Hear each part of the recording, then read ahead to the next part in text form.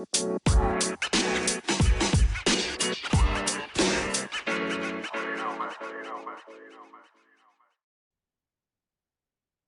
welcome to the Relentless Positivity Podcast. I'm not alone this time. Got my boy WD Tilley here. Hey, let me give you a quick intro on this guy. You know, they say you're one of your good friends, they'll bail you out of jail, but your best friends will be in the jail cell next to you. And that's kind of our background right there. So maybe we'll get into that or not, but we've got this is part one right here. And you'll tune in tomorrow for part two. We'll get into that a little bit later, but we're just going to get into your background right now. First live guest on here. It's a big one right here, man. So this is one we're just going to get in his background. Part two, got some lessons he took away from 2023 that I think anyone can learn from. So, man, let's take it back. Where did you grow up, and what were you doing as a kid? What were you doing? First of all, Joe, thanks for having me. It's been a aspiration of mine since you started the podcast. That one of these days I'll be humbled enough to be invited on. So thank you for having me. Sincerely appreciate it. I love it. It's great to be back home, my hometown, Huntsville, Alabama. It's always fun coming back, especially now that we've put some time and distance from that said course that you were talking about. I grew up right here, right around the corner, probably about 2 miles as the crow flies from where we're sitting right today here in southeast Huntsville. I moved here in the late 80s, about 88, may have been 89. So grew up right here in Huntsville.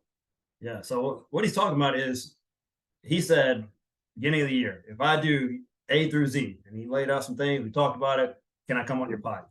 Yeah. And these were big things, man. We'll talk about what those things were later in part two, but he's put in work and he's earned his thing on here. Is like, you actually want to come on here? Like, this is some kind of big honor. But yeah. So we go way back. But one of my favorite people of all time was your dad. So Homer Tilley is the man, the myth, the legend. So tell me a little about your dad, and then some of your top lessons you learned from him. Yeah, that's a great question, and always reflect on him. Dad passed away in 2003, and then I actually deployed a couple weeks later. So think about him every day, miss him every day. But he was really a Renaissance man, Joe. And the more I reflect on him and kind of what he did, grew up very poor in East Tennessee, dirt floor, no running water, born in 33, that kind of life, and built it up to, where he was a physicist, a contractor, had his own computer company in Silicon Valley in the 70s,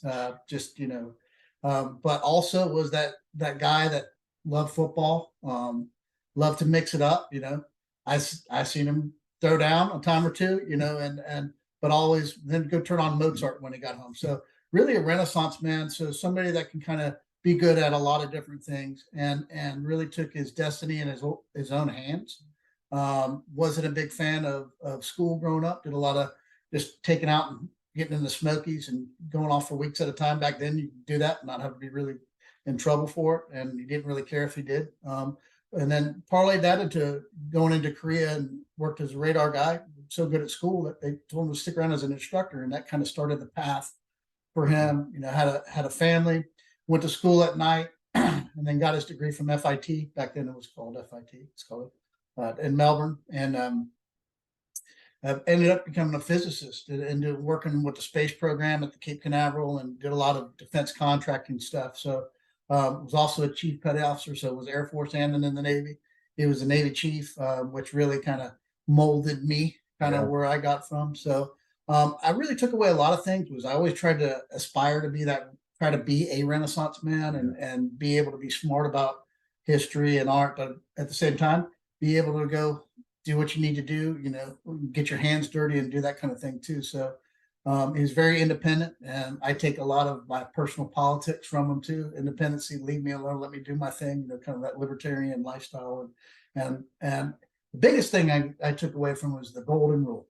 He was big on to do unto others, and that's really stuck with me. And I think that's a key takeaway that I took, think about every day, is like, put myself into another person's shoes. How would that be? Whatever, regardless of the situation. 9 times out of 10, that's the right thing to do. So, that's it, man. That's Mission Pops. Yeah. You didn't get to meet him, man. You missed out for sure. And you'd have never known this dude was a physicist. Just the nicest. I mean, you could tell he was smart and all that good stuff, but so down to earth, so nice. Excellent at picking out family movies is what I remember. Well, man, him and my dad were always at football practice, and he could Sailing. they love sailing. Both our dads love sailing. The kids, not so. If you've never gone sailing without wind, you've also missed out. But yeah, Homer was an amazing man. Just the things he's able to accomplish, and I see a lot of them in you as well. So Awesome. I see where he Big passed that on. compliment. Yeah. Thank you. So, tell me about the African War Club. Yeah, I just saw it. We went by my mom's earlier and had this African War Club. My mom's a very independent type of person too. And she went to Africa by herself for 30 days on a safari and came back and gave me this African War Club that I used to keep in my truck just in case, the bad guys ever tried to assault us, I guess. It's still there. This war club is bigger than you think. It's pretty impressive. Fell out of that truck a couple of times. Lots of jokes involved with the African War Club. All right, from your best recollection, Yeah. tell me what happened at Joe Davis Stadium, 1994, Grissom High School versus Huntsville High School, the football game of the year. I would say. Yeah, it's hard when you peak when you're 17 years old.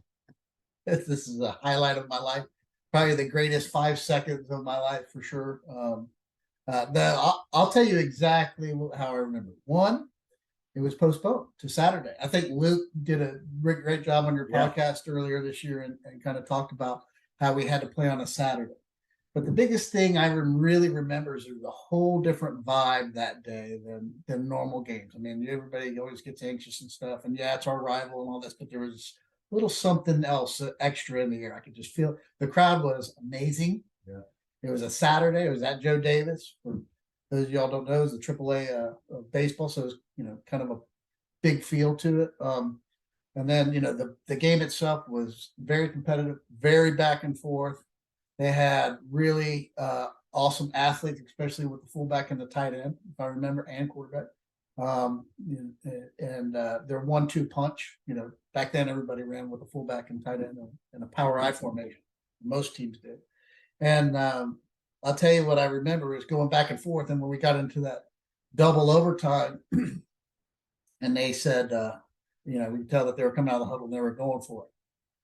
I really remember telling myself, please don't come my way. Please, whatever happens, I do not want this guy to run towards me. And he did. And that's kind of the last thing that I remember. I kind of come to, and Coach Daniels is lifting me up off the ground, just shaking me. By the way, not the greatest thing to do with somebody with a possible neck injury. Let me shake them. And then the crowd was on the field. And then the other big thing, and I was talking to our friend Dom, and what a great hosting event we had that night at his house, and it really is still a highlight of my entire life. I've done a lot of things, and that was awesome. It was an awesome team win, I want to say, and it was just a great. I think it solidified everybody that was on that team for life. That one monumental game that we all shared together. Yeah, man, it's nothing like a group of guys coming together to accomplish a goal that hadn't been done in 10 years, something they hadn't beaten Huntsville High School in 10 years. And made the game winning tackle, almost killed himself, and then almost got killed by his coach afterwards. So good time. Yeah, and then the party afterwards, man, I heard it was awesome. I went to the library. It's finals week. I heard they got after it. I don't know what happened, but all right, so tell me what, everyone's got this, high school graduation, they throw their thing up in the air. What did high school graduation look like for you? Yeah, I think, that's a great question. And when I look back, if one word I could sum it up, it'd be disappointment. I was horrible, absolutely horrible in high school. I think nowadays they wouldn't have even let me graduate. I graduated a couple months later, just because I was short of credits, and to see all, we were so tight, all of us very tight, to see you guys, go through that culmination event. It sucked. I'll be honest with you. It was disappointing. But my dad was like, hey, this isn't don't let this define you, so what, it's great for that evening, but move on, which is kind of good and bad, ways of thinking. But I certainly was sad and disappointed. And I think back today and what I could have applied myself academically. I don't know. I mean, I'm not saying I would have been an A student, but I certainly think that if I applied myself a little bit, had a little bit more focus, or a lot more focus when it comes to academics, certainly could have been there with it for sure. But yeah, and that was pivotal. And one of the things, it was a fork in the road for me, and it was, I could almost feel it. Even that day, I was like, this could be a going down a bad road right here, or learn from it, get better, and move on. And that's, I think, is a very important lesson that I've tried to apply throughout my life is under, as I call it, after action review. I AAR everything. And I'm like, okay, that was horrible. Now what can you learn from it? Oh, you just need to work harder and apply yourself and stop being, wayward, outlaw, trying to do whatever you want to do. Yeah. So you can tell he likes some acronyms. You may have figured out he was in the military. So why did you join? Why the Navy? Why did you do something? Hey, I'm going to join the Navy. Yeah. Well, Top Gun was a big influence. There you go. Ladies love the whites. Yeah, we got the best ones.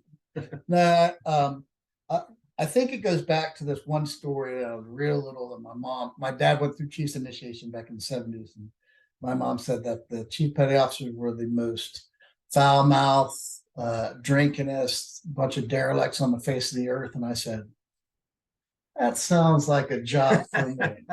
I'm in. Yeah, like, sign me up. No, I really wanted to try to get into naval special warfare when I first tried to join, and that unfortunately that wasn't in my cards. But the Navy always intrigued me because it was an adventure. Even growing up here in Huntsville, I was always trying to be an explorer, and walking from my house to the top of Green Mountain and back when one summer in 8th grade. Just always intrigued me to travel, and I always read books about traveling, and I wanted to do that and be an adventurer. A little bit older in life now, but I just thought it was romantic, to be honest with you. It's kind of, the Navy's, kind of a romantic thing. You're on a ship, you're going to far off places and seeing different things. And I just thought it was, I always wanted to be in the military. What flavor and what job. Back then, there wasn't, the mass amount of information that we have. So you kind of roll the dice. Yeah, you had movies. Yeah. Posters, you got movie commercials. Yeah. Like, okay, now it's like, okay, this is exactly what they're it's out there today. Sure. Yeah. So you decide to join the Navy. You go to boot camp. What was your boot camp experience like? Was it better or worse than county fair? Yeah, it's no big deal, to be honest with you. I went to boot camp in Great Lakes. I mean, there were some cold mornings there at the end. I graduated on the Navy's 200th birthday, and but I'll be honest with you, Coach Parwin and his coaches certainly prepared me for that cakewalk. I mean, yeah, it wasn't that big a deal. I've heard that 2-day football is much worse for a lot of people in boot camp, especially during the kind of summer that we had leading up to that. Old school coaches for sure. So hit me with some highlights from your Navy career. I mean, you had a great career. I mean, you came out of high school, things didn't look so great, right? But you joined the Navy. I mean, you had a great career. So hit me with some of those highlights. Yeah, I think I was very immature. I'll be the first one to tell you that. I think everybody is when they're 18, 19, and they're taking their next leap into whether that's college or moving away. You're gonna mess up, and I sure did. It took me a while to kind of break that, shed that skin, if you would. And, life's not all about the next big fun thing. The fun actually comes with the sweat equity that you put into anything. And I started to kind of break out of the stereotypical sailor hits a Liberty port and goes out and has a great time and then comes back and then goes back to work. And I started to take it a little bit more serious and try to be a professional. And one of the things that really helped me was setting goals. And on my first duty assignment was in the Persian Gulf, and back then we didn't have the internet, so there's this magazine that said "Put in for my outfit." And when I read it, I read enough Dick Marcinko books to read. It's like, oh, it's in Fort Bragg, North Carolina. Don't worry about if you're not airborne qualified, we'll send you. I said, that sounds like something I want to do, and it was for communication guys. I was rated, and I had to wait 4 years, though. This was my first year in, probably first 6 months in. And then I said, I have to wait 4 years. And I think a big one of the pivotal points for me was I went to 2 other ships, and I applied for the Joint Communications Unit and got accepted to come interview. That's all it was, just an interview. And like a month before that, I got into a scrape and thought that was going to derail any hopes. And I've already re-enlisted at this point. And luckily enough, the incident wasn't catastrophic enough where I was disinvited. They said, "Well, we want you to come anyway."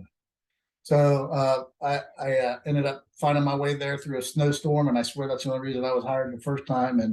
And what a group of professionals! And then all of a sudden, I start seeing what real professionals act like, they talk like, they how serious they take their approach. And these are some of the finest Americans that we had to America has to offer. It's absolutely that organization and everything around that and what we supported there, and was absolutely something that changed me fundamentally. And then no more is the I got to take things serious. It's not up for debate. And so I started to try to change a little bit on the maturation process. And I had a timing. It's better to be lucky than good is my motto. Soon after I graduated the Special Operations Radio Operators course, 9/11 happened within a few months, and soon enough, I was doing real world, supporting real world operations, and did that. We were doing that for like 6 years in multiple arenas, and that kind of just again sprung me into another job where I was fortunate enough to go down to Tampa and work for strategic level, 4-star, 2 of them, which again is just kind of a big deal if you're listening to it. It is, again, this to have that point of view of that strategic level of thought. And the perfect timing for me is I was old enough not to be stupid about it, but young enough where I could do the job and travel 200 days out of the year. And and took away things from General Brown and Admiral Olson that I still think about today. So again, better be lucky than good. Then I went to Pensacola and really got to fall in love again with being a chief in the Navy. And my 2 mentors, Dave and Neil, really showed me how to lead other leaders, and that was a big deal for me. And I had the greatest, that was the funnest tour I've done. Took years off of their lives. No doubt. And it just and then I went back to JCU as an old dude, but I went back to the JCU as an old guy, but in a young guy role. A lot of naps for the old dude. I say old guy, I was like only like 18, 17 years in, but that's old for this. Were you like 38 around there? It felt I was really old. That's like an NFL running back being 38. And sooner or later, it just I kind of took all these lessons learned from everywhere I went and polished it, and kept refining it. And I was very good about seeing a smart person and I want to be like that. I want that part out of this person. Having those smart mentors around me was fantastic, and I got to lead some great Americans, and ended up being working as a senior list advisor for the Navy guys at JCU, and then retired as a master chief out of that command. So privilege, honor, all those things that people talk about is real. I believe that I was, it took me 20 something years to figure out, but I was born for that last little bit. Those last few years that I did in the Navy, that's what I was meant to do. And it was awesome. And it was such a privilege to be around the best professionals in the world. And hats off to all my DOD's finest out there. Keep doing it, y'all. I know you're at it today. So God bless you. Man. It's a heck of a run, man. You got a heck of a run for sure. So if you guys don't know, Paris Master Chief, pretty awesome. Top of the top. You start at the 1 and go up to 9. That's it. If you're not familiar with enlisted, that's how it works, right? Better be lucky than good, though. Hey, made it happen. So if there's a kid enlisted right now, maybe their parents got a kid about to enlist, what's some advice you give? It doesn't matter the branch, military. Yeah, no, I would say the first thing, if for any of the young folks out there that are thinking about joining, is there's so much information today. The services are doing a great job in recruiting the right person for the right job. It's not as much of a crapshoot as go down the recruiting station. It's like, hey, how would you like to be X, Jimmy or Jan? It's like, hey, here's a program to get you ready before you even get to boot camp. Right. It's a very deliberate plan, and that's fantastic. And it's an investment into the young service people that are coming in today. So I'd say figure out what you want to do. And most young people don't know what they're going to want to do, but they got to figure it out and they got to get somewhere. I see a lot of people today that start training for like special operations way back in high school, and they have so much information in this training program, and there's pipelines for anything in the world now. It's for in the Department of Defense. But what I used to tell people all the time, or young service members, is if you want to be a part of elite organization, be elite at what you do. And the what you do part is not as important as what you put into it. If it's taking out the trash, be the best guy that takes out the trash. Like, it doesn't matter the task, it matters how you approach completing that task. And I think that one thing about the environment that I spent most of my career in was we were expected to do the menial task before anybody else, because that was the expectation from it.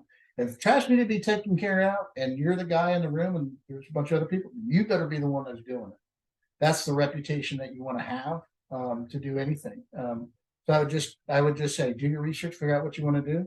And I would say there's going to be some jobs that you're not going to want to do it. And how you approach those jobs that you don't want to do is going to, it's going to wire brush you to what the outcome you're going to eventually wind up as. I don't care if you're going to the military or not. That's great advice. If you're going to do it, man, go hard, be the best. I'll give this guy one thing. He's already told you he's probably not the smartest guy. He'll admit that. I'm not either. Tell you what, find a harder worker. Someone who's going to go all in. That's what made him successful. He just went all. He took his own advice, and he learned from mentors. He didn't act like he knew it. Well, he used to act like that. But he improved, though. He learned from mentors. If you listen to the smart people in the room, go hard, man. If you just do what you're supposed to do nowadays, that's my advice to kids. Do what you're just supposed to do and do a little bit more. Man, you will go to the top so quick. And nowadays, that's so quick. So we talked about, hey, high school, not the best end right there, but tell us what you're doing now. Yeah, that's, I got, again, right place, right time. When I retired in 2019, I interviewed for deputy project manager for a company called Mag Aerospace. And a lot of people that retire from the military usually kind of figure out within 6 months to 18 months, they may have 2 or 3 jobs. I was lucky enough where Mag Aero, specifically, Mr. Heller took a chance on me. Why? I don't really know. But he did, and I'm just thankful for that every day. And I got hired on with a defense contractor that has a lot of like-minded people. That organization is built from guys like me, and you can see it through the whole company, and it's just fantastic. You just see not they're like this, I'm like this, but we're still in the same. We're still playing in the same ball. You're on the team, man. But everybody's like-minded. They want to be the best, and everybody wants to pursue excellence every single day. And you talk about being challenged. I'm the dumbest dude in the room wherever I go, every day when you wake up. But that challenge is waiting for me every morning. So I know that I got to take care of what I got to take care of today to just show up the next day. Yeah. And that's a very kind of soft mindset of, you're being assessed every day. And I think that that approach and that mindset that we have and our core values as a company has kept me, wanting to just keep being in the fight, and contributing where we can to help Department of Defense, wherever, and we do everything. And I work with some of the smartest people that I've ever come in contact with in my life, and that says a lot coming from Huntsville. Yeah, right. It's like these are world-class engineers. I've had the honor and privilege, again, lucky, to have an awesome mentor, a lot like Homer.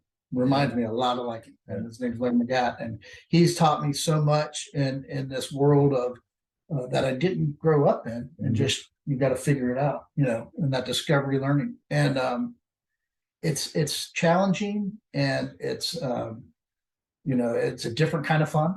It's like climbing a mountain kind of fun. Like, it sucks when you're doing it, but when you hit your objective, it's like, okay, that was awesome. yeah. And that's that kind of fun, when things are hard and you accomplish something, you're like, that was worth it. Yeah. So bottom line is I work as a program manager for MAG Aerospace, and always seeking out new opportunities with other partners and alumni. And me, I like to talk to folks and increase that footprint of mine best we can. So call me. Yeah, he's out there. He's working all this high level stuff with all these highly educated people, lots of letters after the names and stuff. So hey, man, if you're listening right now, and maybe your kid's not the top student, still hope. Don't you give up on those kids, man. There's two people right here that we didn't look like our future's that bright. We're doing all right now. That's huge. And that fork in the road comes at everybody's life, I think. And I think for us, it came at the same time. Yeah. Same minute, maybe. Yeah. But it doesn't mean because you took the right path that it's not going to be bumpy. Yeah. And but taking the right path should be hard. And you're right, man. Those kids that could probably use a poke in the chest, you don't know what's going to happen with them. And all it takes is a positive mindset, positive conversation. Sometimes a slap in the back of the head. Yeah. Metaphorically. But those turn out to be awesome individuals, awesome leaders, awesome Americans. Yeah. And they go on to do great things, I think. Yeah, well, a lot of them they go hard in whatever they do. They're being a bad kid, man. They're the best bad kid out there, right? They go all in on that. If you get them directed, like he was like a cannon that needs to be pointed in the right direction. Like he was blowing up his own house. Willie, no. So let's see. We played 10 games. How many games did you get kicked out of? Three. 3 out of 10 is pretty good. Still, I believe it's still the record for most unsportsmanlike penalties in a year and ejections in it. That's pretty good. Although, kids, I'm telling you, that's a horrible feeling to know the last play you're ever going to play of organized sports is an ejection. Well, you might that one hurts. I'll go rip the Band-Aid off, man. Let's get it over with. That one stumbled. Yeah, that's just, hey, there's hope is what we're trying to do. There's hope for those kids out there, especially the ones that seem hopeless. They're never going to turn around. Hey, man, we have a couple 180s right here. So let me ask you this. It's kind of a tougher question. So let's look at 10 years from now. You're creating your ideal life. What's that look like? Yeah, that's tough. I want to be better. I mean, I'm going to start with, little things. And this year, I think we'll get to that in a little bit, but, I want to have a better relationship with Christ, and over the next 10 years, hopefully I keep working on that every single day. And I think that's big for me. I want to be a better husband. I want to be a better father. I got a wonderful wife. Hey, Misty, have fun. New York. I want to be a better husband and father, because I was gone a lot. There was a lot of things that I missed out on my kids' adolescent days. So, that's okay. Yeah. Things happen. Life happened. But let's put that forward and let's get better at that. Those are two big things for me in the next 10 years. I want to be better at my job. That's every day. And whether, wherever that takes me, I want to just get better and learn. I want to get more education in that field for sure. I want to fish a little bit more. Got to. The man has more I hobbies. had a plan when I retired, was going to be a fishing guide, and that didn't work out. So hopefully I can fish a little bit more. But yeah, Joe, I think about this a lot, and hey, if in the next 2 years, 3, whatever that hilltop looks like for everybody, it's like, if only that then. Well, I think about that and then I check myself. I said, I'm living a dream, bro. Yeah. I'm living it today. Today is that. Like I'm on the mountain. And that doesn't mean it's easy and that doesn't mean it's all roses. But when you take a step back, I think that's part of, kind of where we are in our lifespan right now. It's like, this is it. We're living a dream right now. We got to get up and go PT today and be with each other. Like I'm happy as a clam right now. So this is great, And I think, if we take time to say, yeah, I do want to have something on the horizon. I want to have some intermediate goals, but to take the time and say, this is it. You're living the now and take what God throws at you and accept it. I'm pretty happy. That's it, man. Hey, you do. I'm with you, man. You look to the future. You got to have those goals, man. What about today? You got to enjoy today. You'll never get that big goal if you're not enjoying it. So, hey, this is just part one right here. So if you're listening right now, please share this with somebody. Maybe they need to hear that troublesome kid, there's still hope. In fact, he may be one of the greatest people out there. You just got to give him some help, get him in the right direction. Maybe they just need to hear some advice for a kid to think about joining the military. Maybe they'll hear a little bit, some lessons from the military. Why would they want to join? What would they want to go through? But there's a reason for sharing that they need the positivity. This guy turned his life around. He served his country. He's still serving his country in the job he's doing right now. I'm super proud of him. I know that. And I'm glad to have him here right here. So if you could please share this episode and tune in for part 2 and be back for the Relentless Positivity Podcast.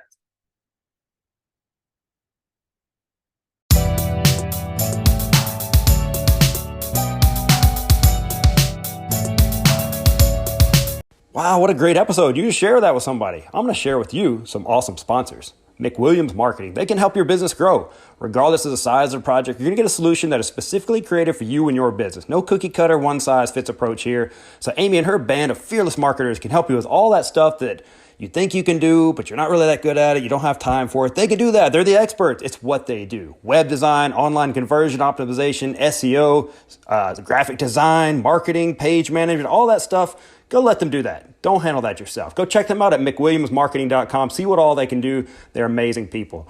Teak Patnick with Patnick Realty. He really does it all in the real estate world. General real estate sales, acquisitions, property management, investments, all that good stuff. You're not just a transaction with Teak. He really wants to build a relationship for life with you. He has built his whole business on prayer, hard work ethic, honesty, and results. You can trust Patnick Realty with all your real estate needs. Hey, I trust my brother from another mother, Teak, and you should too. Give him a call, 256-694-0117, or email him at teak@patnickco.com. Over the past 4 years, Valley Leadership Academy has established a reputation for being the ideal alternative to traditional schools by providing an excellent education along with real-life leadership and service opportunities. Now is your chance to come alongside them and help them grow to the next level.